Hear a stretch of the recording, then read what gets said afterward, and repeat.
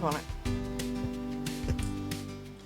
Hey y'all, how are you? It's Burgess Taylor, Our Journey with Burgess. Go through this. I did the drawing of this. I wanted to put it in my sketchbook. I'm going to time lapse it. This is the book that I am going to be practicing a lot, one of the books, over the summer. There are quite a few art related ones. Also going back to this one, since I'm doing a beach theme, I thought this would be a really good starting point for talking about some things. Kateri Ewing has a YouTube channel. For those of you who are interested, she does some practice in Hobonichi. She does watercoloring. She is got a great voice to listen to. I really love her channel and her work. She actually does like some oracle and tarot cards as well, for those of you who are interested. She uses them as inspiration for art and for other things. This book is dedicated to anyone who has ever desired to make drawing a part of their life but was too afraid to fail. All our fears and hesitations are only layers of dust to be swept away from our true and innate creative, sparkling natures. I created this book for you with love. I love that. And look at all the artwork, y'all. Some of it is outright, some of it is abstract. She has an introduction. I'm going to read the introduction. I love this. I'm going to flip through the book, but I'm going to read the introduction because I think you'll find it very interesting. Think back to the last time you watched a small child pick up a crayon to draw on paper. That tiny hand held the waxy stick, maybe even switched the crayon to the other hand as the child moved it across the paper. She made her mark. She simply drew without any preconceived idea of what would appear on the paper. There's immense joy in the act of putting those colorful marks down, and she certainly had no hesitation or fear of not being good enough. Hand an adult a crayon and a piece of paper, however, and you may see a person afraid to make a mark because it might not be good enough. What if it doesn't look like anything? Why did I ever think I wanted to draw anyway? At what point in the timeline of life does a drawing suddenly have to look like something? Why can't the simple tactile practice of dragging a colored pencil across a piece of paper bring joy and satisfaction? Somewhere along our path to adulthood, we lose that spontaneous creative courage. My wish is to help you reclaim it. In this book, we learn about two ways of drawing: the scene-based representational way and the more expressive abstract way. That's what I really need to work on, is the abstract. Both forms of drawing are much richer when we tap into our unique and intuitive way of mark making instead of following a step-by-step formula, which can lead to discouragement when what we draw doesn't measure up to our expectations of what we were trying to copy. Scene-based drawing is a way of documenting something tangible from the world around us by learning to slowly mark down the textures and shapes that our eyes see.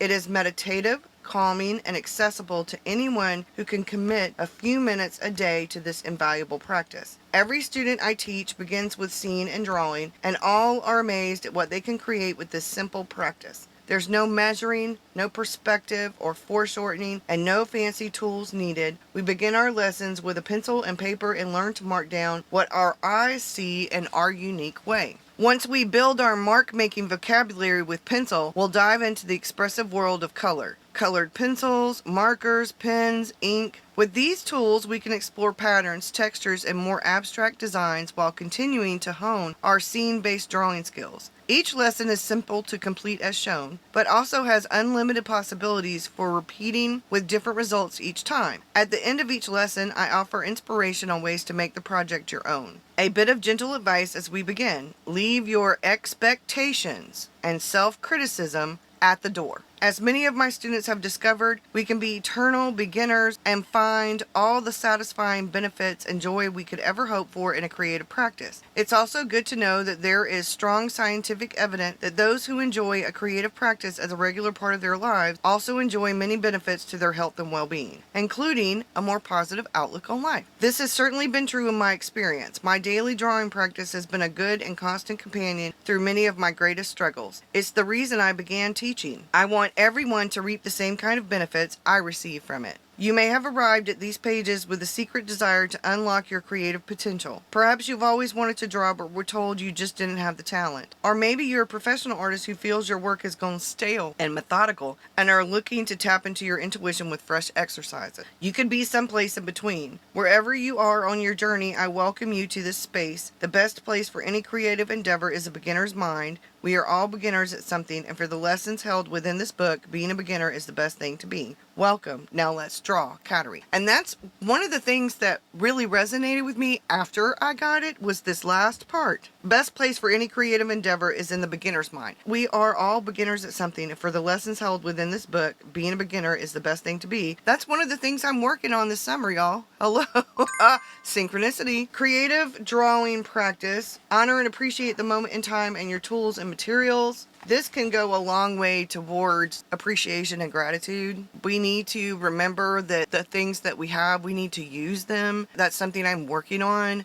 If I'm not using them, I don't need them. If I'm not going to be using them, I don't need them. I don't need to have supplies just to have supplies. Show up every day. Setting your intentions, inspiration, and twofold joy. Scatter your joy far and wide. The lessons. She says, I like to think of the 21 lessons that follow as a map that will lead you to a magical place of creative discoveries. Each lesson provides a method for exploring a different drawing technique that leads to spontaneous play. The instructions are not as technical as you might find in other books about drawing, and they are introduced by philosophies and thoughts to help you open your head, hands, and heart to exciting new possibilities. She talks about how you can go in the order that it is, or I guess skip around or whatever. She talks about graphite. She talks about materials, the touch of a feather. I noticed she has done a lot of birds and other things. It's very nature-oriented.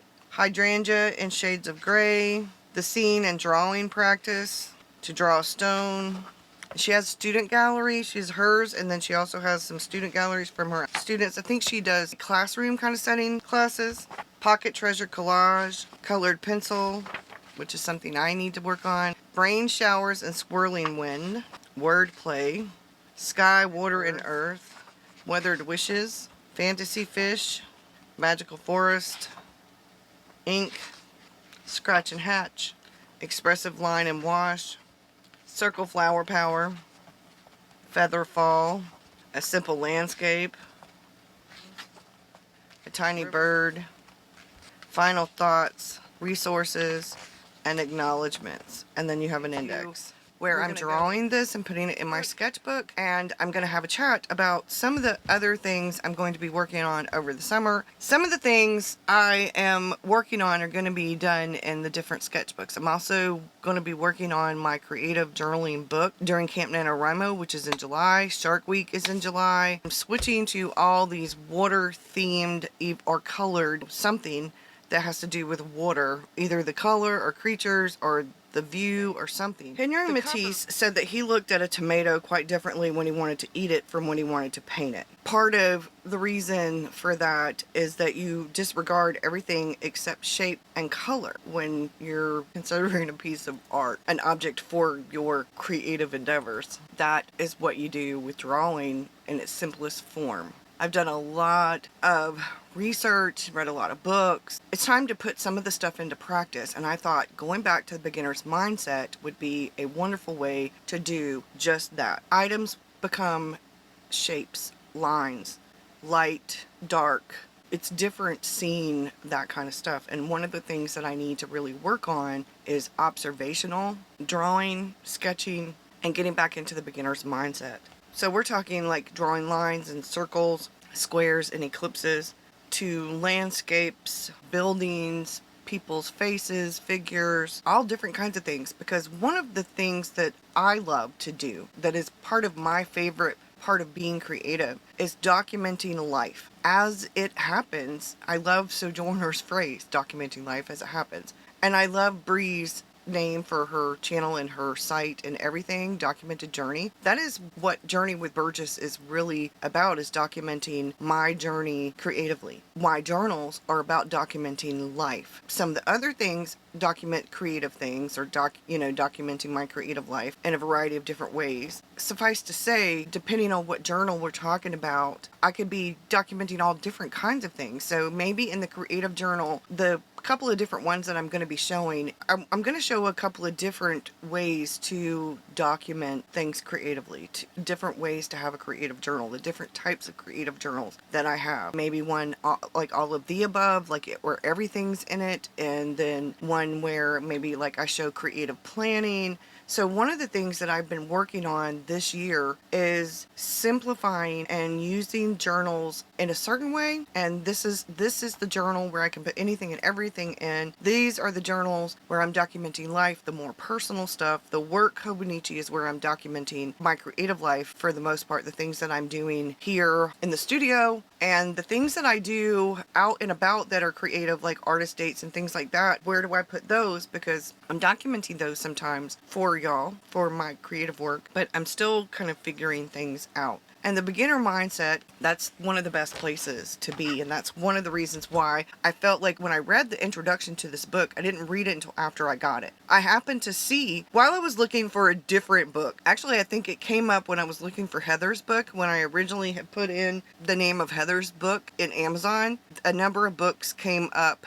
I saw the one by her, by Cattery. One of the things that I found is in my stash. So this came from, I don't know, one of them came from Hobby Lobby and the other one came from Michael. So this is a drawing for the absolute beginner, and I've had this for a long time. And the other one is observational sketching. Hone your artistic skills by learning how to observe and sketch everyday objects. This one has a lot more precise information in it. So that will be the last one. Maybe this will be August. I'm going to work on Cattery's book in June. I think I'm going to work on this book in July. That's my goal. June, July, and August. And then for fun, this is one of the big ones that I'm going to be doing for fun.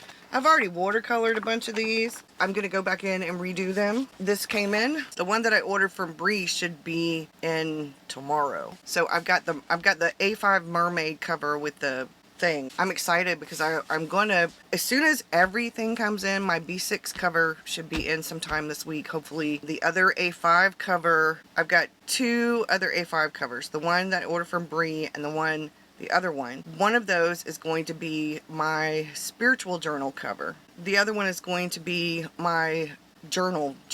So this is a journal, but this is more writing and a bit of collage. I've added a few things and I'm going to show you at the end of this what I've been doing, but I'm writing down my ideas and notes and thoughts that come across as I'm going through some of the magazines that I have, as I'm watching videos, as I'm reading articles, as I'm going through like books. I've also got my sketchbooks. This is the regular sketchbook, and that's where I did this that you see me drawing. That's where I did this. I wasn't trying to make this exactly like her cover. I didn't match all the colors. I kind of went with whatever felt more right. Like I did a number of different things. I'm excited about some of the things that I've got going on. This, where she says show up every day, this portion for Cattery Ewing's creative drawing practice, I'm going to read this part. I think that's interesting. Our creative practice has the potential to become a companion that can help us through many difficulties. It is a steadfast and intimate friend that will nurture us even if we only have a handful of minutes to spend each day. Some lessons can be completed in 15 minutes or less, while others can be worked on in small increments of time over several days. The magical part is, the less time we know that we need to commit, the more likely we are to stick with it. As days go on, we naturally find ourselves desiring more time in our daily lives for our creative practice. It feeds us in ways we never imagined. Art making can become a vital component of our everyday lives, but only if we show up daily to take part in it. So let's keep it real and simple. I'm asking you to commit to at least 15 minutes a day as you work your way through these lessons. If you have more time, great. When you've completed the 21 lessons in this book, you can begin again and attend to each lesson with new, more experienced eyes and hands. These lessons are meant to be fresh each time we engage in them. It's remarkable, really. I can teach these lessons to 25 people and there are never two results alike, and yet they are all beautiful and harmonious. Why is that?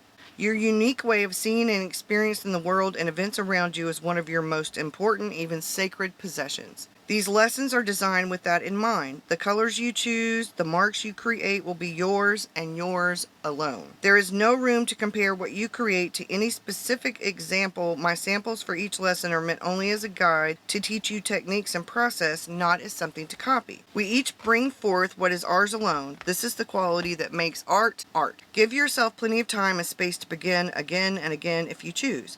There are no mistakes when creating from these lessons. If you're like me, you'll have some lessons that feel amazing and some that feel average, but they're all immensely important as part of your creative journey.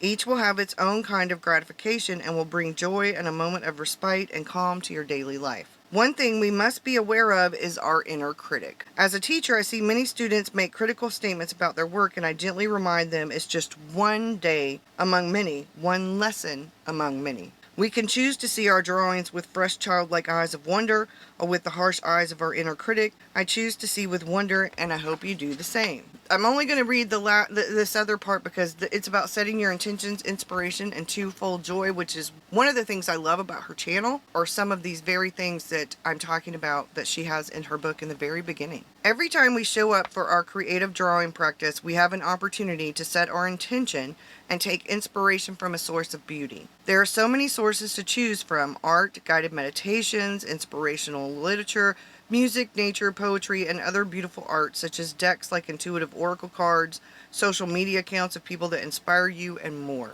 The most important thing to inspire us, however, is right within our hearts, the capacity for twofold joy. First is the joy we receive from the simple act of putting our mark to paper and watching the page bloom as we create something beautiful and unique. Second is the joy we give to someone else by sharing our creations or sending them to someone who might need a bit of joy too. I liken twofold joy to dandelions. She does a lot of stuff on her channel about dandelions. A bright, cheerful flower that's prolific and shares its seeds freely on the wind. That's the spirit of sending out twofold joy. We can think of these lessons as dandelion lessons. She has those actually, to help us visualize this important component of our creative practice. Let's talk about different sources of inspiration and how we might use them. At the beginning of each lesson, each session, I unwrap my tools and arrange them on the table. Sometimes I light a candle, sometimes I dab a bit of aromatic oil on my fingertips and rub my hands together near my face while taking deep and calming breaths. Then I sit for a moment and set my intentions for my practice. Almost always, it's a simple yet profound wish for peace to all living things. Depending on the day, I may have chosen a favorite book of poetry or another inspirational book with short pieces of writing within. I randomly open the book to a page and try to take away one word that depicts the essence of my reading. I find that focusing on one word is a wonderful way to breathe more meaning into my practice, and often I'll write that word somewhere on the finished drawing. Other days I might play some music I love and let the sounds and rhythms carry my pen or pencil along, or I might enjoy a guided meditation. Sometimes I look at a beautiful book of artwork by an artist I admire, and sometimes I look at some treasures from the natural world I have brought home from a recent walk. Almost always I shuffle my deck of oracle cards and select one to flavor my session of intuitive painting. And some days I just close my eyes, take a few mind-clearing breaths, and simply begin to paint. These are just a few examples of things you might explore to center yourself and bring elements of inspiration to each lesson. They are optional, yet delightful additions. After enjoying your creative practice for a while, you'll create a lovely stack of drawings and you'll wonder what to do with them. Our natural desire is to share them with others, but we might feel shy to let anyone see our work. I have come to learn that this is unfounded. Think of how you would feel if you received a hand-drawn postcard in the mail. It would make you feel special because someone thought of you and took the time to send you such a treasure. A big part of these lessons is sending some of your work to others. You can either wrap it and give it as a gift or slip it into an envelope and send it in the mail. You can even send it anonymously. I have one student who sends her tiny paintings in a bundle to the local children's hospital to be given to children there who might need a smile. This is one way we can share our twofold joy. Another way is just as important is sharing your creative practice with others by teaching them the benefits you have received and encouraging them to begin their practice. Can you imagine a world in which every person has the comfort and joy of art making in their daily lives? I believe the world would be a kinder, gentler place if all people had the opportunity to create beauty and spread joy. She just, in that one paragraph, summed up why I am on YouTube, why I'm on Patreon, why I do this part. Just so you know, she summed it all up, like, beautifully. That's why. sharing your creative practice with others. And I don't know that I'm teaching, but I am show and tell. The benefits you've received in encouraging them to begin their own practice. That is encouraging. In the beginning, it was why not? Why not do YouTube and see if there are other people out there like me who were older and doing NaNoWriMo? Then it also became, why not share my journal stuff and what I'm doing and the journey that I'm on, because I had started adding other stuff to my journals. Before I fell down the journaling and planning rabbit hole on YouTube, my journals were very much like smash books. There were some doodles in there, maybe a little bit of coloring, usually with crayon or colored pencils or something like that. But there wasn't really art. The only art that was in there were things like photographs and collage bits from real life everyday ephemera, or things like that. It really touched me, because this part is called Scatter Your Joy Far and Wide. And that's what I am doing here. I love how she worded that. Really, really do love how she worded that. Now we're going to talk about some of the things that I am going to be doing over the summer other than these. These are going to be going most likely in this summer journal. Some of the things that I have for artist dates are going to a gallery, a museum, a lake, a beach, a library, because there are other things as well, restaurant. I want to spend some of the artist dates reading, writing, journaling, sketching, painting, and then observing. Probably one of them, at least one of them or two of them will be the gallery and the museum. Will most likely be, I will be taking pictures, and I will be doing some like urban sketching, plein air sketching, depending on where I'm at. But I'm definitely going to be going to those places and maybe taking some pictures. And then using that as a session for watercoloring and journaling and stuff like that. There are quite a few things going on. My birthday. Today is Doug's birthday. Victor's birthday, Selena's birthday, David's sister's birthday. We've got Shark Week. I've got a astrological reading this coming Saturday that I won as a giveaway. We are taking my mom to Myrtle Beach August, because she's meeting some friends that live, I don't know, in Ohio or somewhere. I'm going to be working on habits. I have the MRI this Monday. I'm doing morning pages. I'm doing journaling in a couple of different ways. I'm reducing carbohydrates more. Also doing a low spend, no spend over the summer. I bought all this stuff right before summer started for the summer, and now the whole summer is going to be a very no spend, low spend. I'm not buying anything that I don't have to buy. So if like I have an ink that's about to run out, I will get some more ink. If I have ink cartridges that need for my printer, order some more of those. Coffee for the coffee maker, that kind of thing. But as far as supplies or notebooks or anything, not going to do it. Now I will be ordering in the fall my stuff for the winter. Already stuff for fall, so I'm not worried about it. I've got another composition book. I have a regular composition book, though I don't have another rodeo one. Fine with sketchbooks. I've got a Hobonichi insert or two that I'm probably going to use for the fall. I think I've got that micro dot from Nanabi paper that I can use. My journal, my A5 journal, I'm just using that. When it fills up, it fills up. It's not going to last me the whole year, that's for sure. Will it last me all of the summer and maybe the fall? Probably. If I'm not finished with it by the end of 2023, though, it will go in the box for 2023. In the bin, the box, the bag, whatever. I haven't figured that out yet. But it will be put up, because I don't want to cross over anymore unless it's just a sketchbook.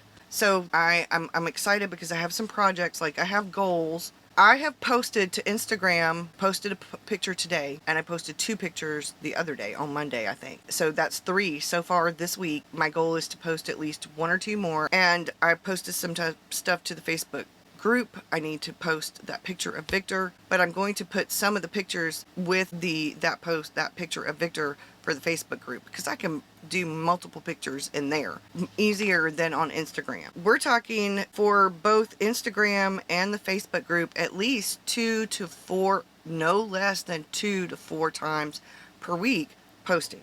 And then I want to post 2 videos to YouTube a week. I want to post the 3 tiers to Patreon, and then sometimes the YouTube previews, depending on what it is. I hopefully will be well enough to organize, reorganize, and clean the dining room and the living room. I'm going through, I just got rid of 2 garbage bags full of clothes clothes that are too small, clothes that I don't wear, haven't worn in like 2 or 3 years, I'm not going to wear. I want to do the backsplash in the main bathroom over the summer, and I want to paint our bedroom and our bathroom. I want to finish organizing these cubbies. They need to be reorganized. I need to go through the rest of those boxes, but I have to be able to, I can go through them, stack everything, but I can't lift the boxes. So if anything weighs more than like 5 pounds, I'll have to get somebody else to do it. And I want to rearrange those shelves in the back, but that's probably going to be the end of the summer. I'm not going to worry about that. That's if I can get to it because of what's going on with my neck and stuff right now. But yeah, I'm going to get rid of the boxes there and reorganize all the stuff in the cubbies. And I am seriously contemplating moving some things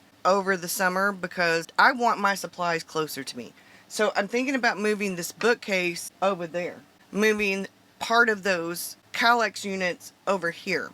Walking and stretching daily, getting outside daily, an artist date each week, and I want to swim anywhere from 3 to 5 or 6 times a week, and I want to create art and journal daily. My theme, the wander and wonder, I really like that, along with the water theme for the whole summer. So I'm excited. So that's pretty much it, y'all. And I've talked way too long, and I hope that you've enjoyed this. So I'm going to flip this around, show you the journal cover. It's a little bit of a tight fit, but I think the more that I use it, the cork, I'm pretty sure the cork will kind of stretch. I think the Rhodia notebook might be just a hair bigger than regular composition notebook. This is the cork cover. I will put the shop that I ordered it from, but I don't think she has any more of these. This was the only one, and it has the pocket. I haven't done the index yet. I was looking at my palette, and one of these is the same color, and I was like, oh my gosh. So like I've got my pens. I moved all the blue and green pens and the one black into this one.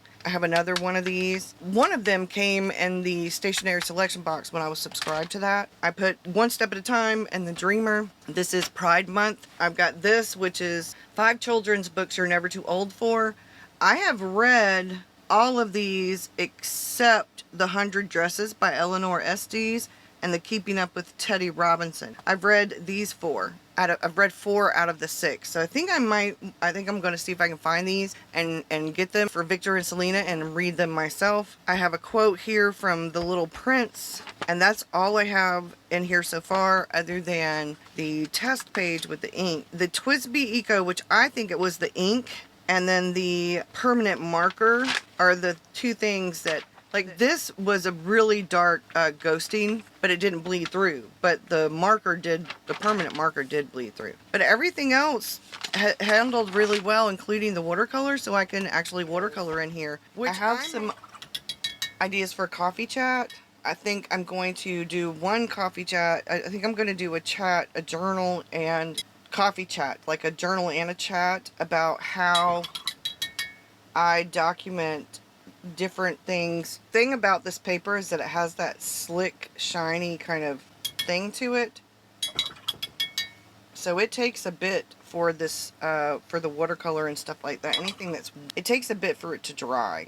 Okay, one of the other things that I was thinking about, I am part of this book of the month thing. So now I'm going to write down some information, ideas and thoughts and stuff that I have got in regards to some books and how I want to do that so that I can kind of gather my thoughts together. I work things out. I wouldn't call it a brainstorming journal, but I wouldn't not call it that either. That's part of what I do in it, but it's not all of what I do in it. I mean, I'm putting ideas and thoughts and things like that in here. Things that I want to cover, things that I am working out. Like the prettier version will end up in one of the journals or the notebooks, like the planner. But this is where I'm working things out. Long form, messy. I'm still creative in it. Things that inspire me, things that I want to cover, but I've got to wrap my head around it. What I might do next, and then maybe do my summer setup, which would include June's setup. This is the book of the month and what I'm doing with the books for the book of the month and other books as well. These watercolor books. I'm also This is on my agenda. This is an old one. This is one of David's dad's. It is from 1971. You can see how it's yellowed. All right, that's it. I hope that you have a good one, and I'll see y'all again real soon. Thank you so much. Bye, y'all.